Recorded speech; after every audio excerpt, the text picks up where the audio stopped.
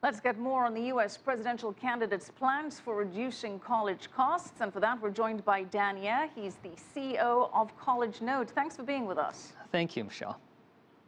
So Dan, student loan debt exceeded credit card debt in 2010, auto loans in 2011. In 2012, it passed the $1 trillion mark. This is a huge issue. This year, more than 2/3 of American college grads graduated with debt, and that average debt has tripled in the last 2 decades. Why are we seeing such a dramatic increase?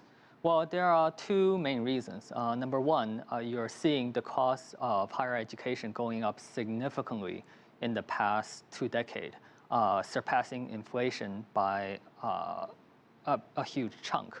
So as the cost of college go up, the students have to take on a larger amount of loan in order to pay for college.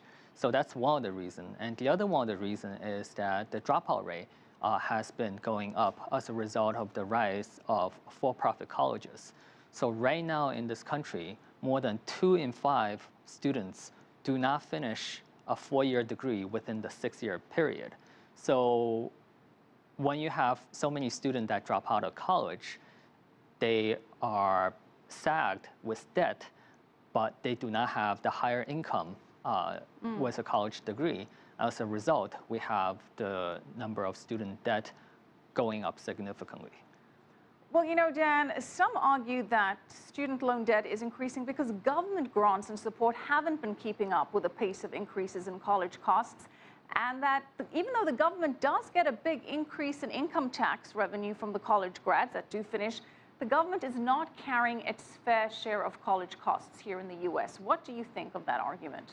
I think that's a very valid argument. Our economy is transitioning. So if this were 50 years ago, you could graduate high school and get a job in the factory and get on with your life. But now, if you do not have a college degree, it's very hard to get one of those so-called good jobs.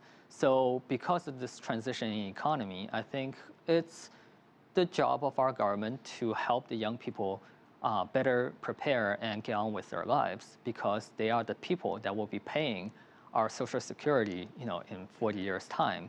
So it's within our interest to help them. Dan, on the other hand, you've got people saying that tertiary education or college, it's not a right, it's a privilege, and that it should be a private matter, and it's not the government's responsibility. What do you say to that? Well, it's interesting. The people who are saying that are people who are coming from an older generation. If you go to University of Washington 30 years ago, the tuition was $720 per semester.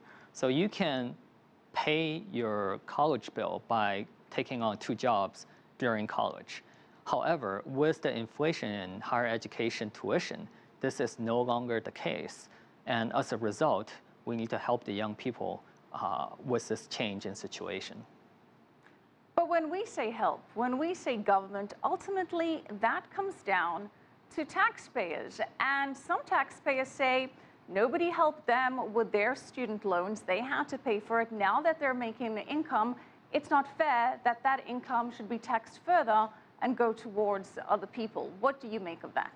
Well, again, situation on the ground change. And as a result of this change, we need to adapt in order to plan 10, 20, and 30 years ahead of time. So the same people that could have paid for their own education lived in a period in which college costs, significantly less, in which 1 year's tuition is, $2,000.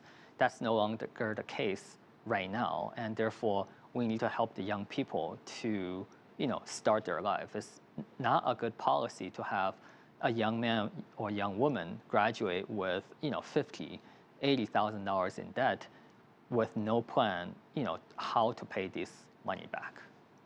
Well, one of the interesting proposals in presidential candidate Donald Trump's plan is he's saying that universities should be held more accountable on how they spend their endowments. And he says that colleges that don't use their endowments to lower tuitions could lose their tax-exempt status. Is that a possible solution?